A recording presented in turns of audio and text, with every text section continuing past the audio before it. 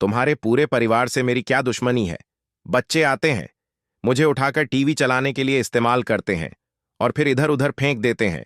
उसके बाद मम्मी आती हैं और मुझे ढूंढते ढूंढते पूरा सामान बिखेर देती है। फिर तुम्हारे पालतू कुत्तों की नजर मुझ पर पड़ जाती है और वे मुझे खाने की चीज समझकर मुझ पर टूट पड़ते हैं। इसके बाद तुम्हारी बेटी मुझसे टीवी चालू करने की कोशिश करती है और जब टीवी चालू नहीं होता तो गुस्से में मुझे नीचे पटक देती है और मैं टूट जाता हूं। तुम्हारे परिवार वालों की मुझसे आखिर ऐसी कौन सी दुश्मनी है?